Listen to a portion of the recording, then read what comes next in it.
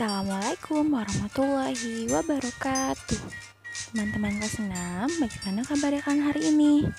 Semoga kalian selalu dalam keadaan sehat walafiat. Nah, hari ini adalah hari Kamis tanggal 25 Maret tahun 2021. Nah, kita kembali belajar PPKN. Materi hari ini yaitu tentang Bhinneka Tunggal Ika. Teman-teman sudah siap belajar? Tetap semangat ya, dan selalu menerapkan protokol kesehatan. Sebelum kita mulai pembelajaran hari ini, mari sama-sama kita berdoa, meminta kepada Allah agar selalu diberikan kemudahan. Kita berdoa bersama ya. Bismillahirrahmanirrahim. Raditu billahi rabbah wa bil islami dina wa bi Muhammadin nabiyya wa rasulah. Rabbi zidni ilma warzuqni fahma. Amin ya robbal alamin. Nah, di awal tadi Miss sudah menyebutkan materi pembelajaran kita hari ini, yaitu tentang Bhinneka Tunggal Ika. Nah, teman-teman pasti pernah kan mendengar istilah Bhinneka Tunggal Ika? Iya, Bhinneka Tunggal Ika merupakan semboyan negara kita, negara Indonesia. Nah, teman-teman tahu tidak kalau Bhinneka Tunggal Ika ini adalah semboyan bangsa Indonesia yang tertulis pada lambang burung Garuda. Nah, apakah kalian tahu berasal dari mana sih kata Bhinneka Tunggal Ika ini? Ada yang tahu?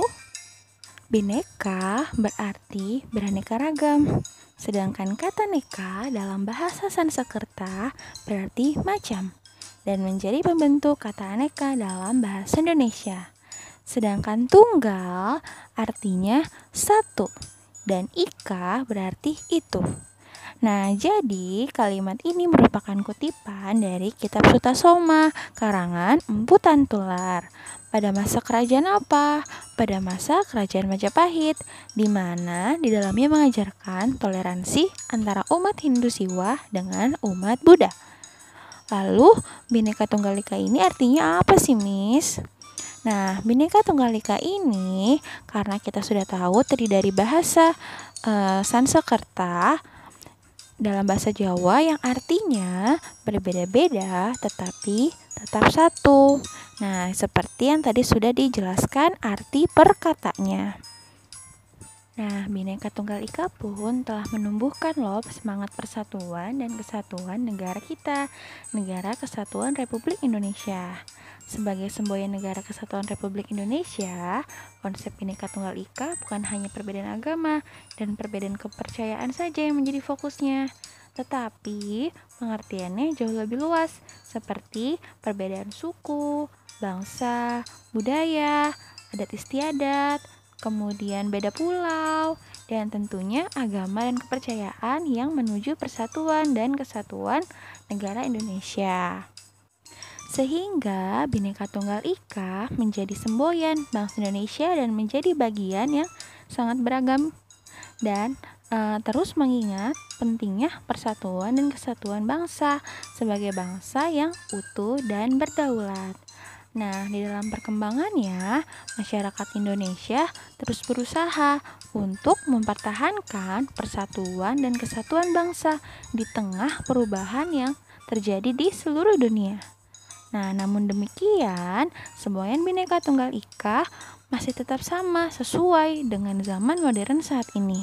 Bahkan, bangsa lain pun mengakui loh kemampuan bangsa kita, bangsa Indonesia, untuk tetap bersatu mengatasi perbedaan dalam kehidupan masyarakat saat ini. Nah, lalu fungsi dari Bhinneka Tunggal Ika itu apa ya? Jadi, Bhinneka Tunggal Ika terdapat 5 fungsi. Yang pertama, Bhinneka Tunggal Ika dapat menciptakan dan menjaga kesatuan Republik Indonesia. Nah, yang kedua, Bhinneka Tunggal Ika dapat membangun kehidupan nasional yang toleran. Kemudian yang ketiga, Bhinneka Tunggal Ika mempunyai fungsi sebagai rambu-rambu peraturan dan kebijakan negara. Nah, selanjutnya yang keempat, Bhinneka Tunggal Ika membantu mewujudkan cita-cita leluhur bangsa. Dan yang terakhir, Bhinneka Tunggal Ika membentengi perdamaian negara kita, negara Indonesia. Nah, kelima itu merupakan fungsi dari Bhinneka Tunggal Ika. Keberagaman dalam Bhinneka Tunggal Ika. Nah, jika kita bicara tentang Bhinneka Tunggal Ika, pasti kaitannya dengan persatuan dan kesatuan seperti yang sudah Miss bahas di minggu lalu. Nah, keberagaman dalam Bhinneka Tunggal Ika, masyarakat ini memiliki arti penting, yaitu keragaman tersebut akan menjadi modal sosial yang besar untuk membangun bangsa dan negara. Namun sebaliknya nih teman-teman, jika keberagaman tersebut tidak dapat dikelola dengan baik dan tidak dalam bingkai Bhinneka Tunggal Ika, maka keberagaman itu akan menjadi penyebab timbulnya konflik yang membahayakan bagi keutuhan bangsa dan negara Indonesia. Nah, dengan demikian, semboyan Bhinneka Tunggal Ika dipergunakan sebagai upaya mempertahankan persatuan dan kesatuan bangsa Indonesia. Jadi, meskipun kita semua ini berbeda-beda suku bangsanya, kemudian ras, adat istiadat, namun masyarakat Indonesia tetap bersatu dalam perjuangan mengisi kemerdekaan. Nah, keberagaman bukan unsur perpecahan, namun justru bisa menciptakan kesatuan bangsa melalui semboyan Bhinneka Tunggal Ika. Nah, ternyata dengan adanya keberagaman yang ada di negara kita, itu mempunyai dampak positif sekaligus dampak negatifnya. Kalau misalkan dampak positifnya, tentu saja keberagaman ini dapat memberikan manfaat bagi perkembangan dan kemajuan. Namun, sama seperti yang tadi sudah Miss bahas, kalau keberagaman yang ada di Indonesia ini ada dampak negatifnya, yaitu dapat mengakibatkan ketidakharmonisan, bahkan perpecahan bangsa dan negara. Nah teman-teman, sekarang Miss tampilkan nih, Miss punya teks bacaan. Judulnya, Pentingnya Persatuan dan Kesatuan Bangsa Indonesia. Sekarang kita baca bersama ya. Peristiwa sejarah bangsa Indonesia mendorong para pendiri bangsa untuk mempertahankan dan memelihara persatuan dan kesatuan bangsa dengan berbagai cara. Oleh sebab itu, pemahaman terhadap pentingnya persatuan dan kesatuan bangsa sebaiknya dimiliki oleh setiap warga negara Indonesia. Karena persatuan dan kesatuan bangsa adalah pusaka yang harus dipelihara. Persatuan dan kesatuan bangsa sangat penting bagi warga negara secara individu, sebagai masyarakat, dan juga sebagai bangsa dan negara. Nah, yang pertama, pentingnya persatuan dan kesatuan bagi diri sendiri. Bagi diri sendiri, persatuan dan kesatuan mengandung arti bahwa setiap keinginan dan kepentingan pribadi harus disesuaikan dengan mengutamakan kepentingan orang banyak. Menghargai semangat persatuan memiliki arti penting bagi diri sendiri. Di antaranya yaitu yang pertama, A. Mengembangkan sikap tenggang rasa dan saling menghargai dalam hidup bermasyarakat. B. Memperkuat persatuan di dalam keluarga yang dapat mempengaruhi semangat persatuan di masyarakat. Yang kedua, pentingnya persatuan dan kesatuan bagi masyarakat. Dalam kehidupan masyarakat, semangat persatuan dan kesatuan harus dimiliki oleh seluruh anggota masyarakat karena yang A. Masyarakat yang bersatu akan lebih mudah menyelesaikan masalah di sekitarnya sehingga tercapai masyarakat yang aman, tentram, dan damai. B. Masyarakat yang bersatu dapat mengatasi konflik dalam masyarakat yang dapat memecah belah. C. Dapat menumbuhkan sikap saling menghormati, bekerja sama, dan gotong royong dalam masyarakat. Yang ketiga, pentingnya persatuan dan kesatuan bagi bangsa dan negara Indonesia. Persatuan dan kesatuan bangsa Indonesia berarti persatuan bangsa yang mendiami wilayah Indonesia. Bangsa yang bersatu akan lebih cepat dan mudah mencapai tujuan untuk menjadi masyarakat yang adil dan makmur. Nah, selanjutnya ada teks yang berjudul Pengambilan Keputusan Bersama sebagai Peristiwa Persatuan dan Kesatuan. Keputusan adalah segala sesuatu yang telah ditetapkan berdasarkan berbagai pertimbangan dan pemikiran. termasuk di dalamnya pertimbangan dan pemikiran untuk mencapai tujuan dari keputusan. Keputusan bersama adalah keputusan sekelompok orang untuk mencapai tujuan tertentu. Tentu saja, keputusan ini akan menjadi lebih rumit. Mengapa demikian? Di dalamnya terdapat lebih dari satu orang yang umumnya mempunyai pemikiran yang berbeda. Bahkan, setiap orang yang mengikuti proses keputusan bersama mungkin mempunyai pendapat sendiri. Maka, agar keputusan bersama tercapai, ada beberapa hal yang harus diperhatikan dan beberapa nilai yang harus dijunjung tinggi. Sebagai negara yang berdasarkan Pancasila, kita harus memperhatikan dan menjunjung tinggi nilai-nilai yang sesuai dengan Pancasila. Sila keempat, kerakyatan yang dipimpin oleh hikmat kebijaksanaan dalam permusyawaratan perwakilan. Nah, beberapa hal yang harus diperhatikan dalam keputusan bersama yaitu yang pertama, semua peserta dalam pengambilan keputusan bersama harus memahami mengenai apa dan tujuan keputusan bersama yang akan diambil. Yang kedua, semua peserta dalam pengambilan keputusan bersama harus saling memahami dan menghargai pendapat orang lain.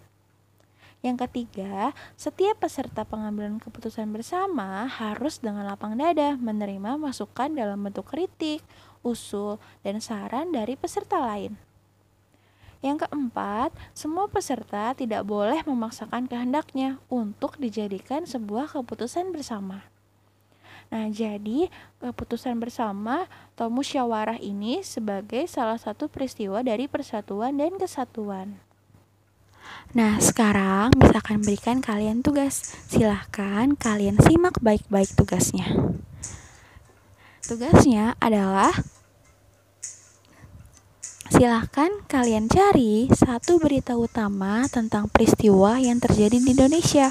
Boleh dari media cetak seperti koran atau majalah, dan boleh juga dari media elektronik, TV, kemudian atau mau dari berita media online boleh. Nah, beritanya tentang apa, Miss? Kalian harus cari berita utamanya yang berkaitan dengan persatuan dan kesatuan bangsa. Kalau sudah kalian dapat nih berita ya, berita loh, bukan artikel, tapi berita.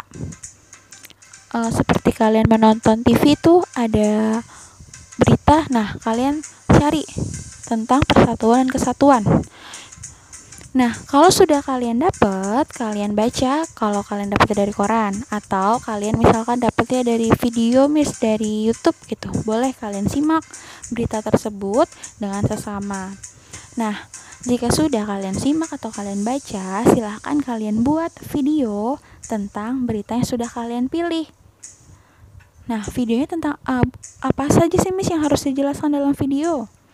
Videonya itu harus kalian jelasin berita utama yang kalian pilih, kemudian kalian jelaskan nih makna persatuan dan kesatuan yang ada dalam berita tersebut itu apa. Nah, sebelum kalian buat videonya, kalian harus tahu nih catatannya.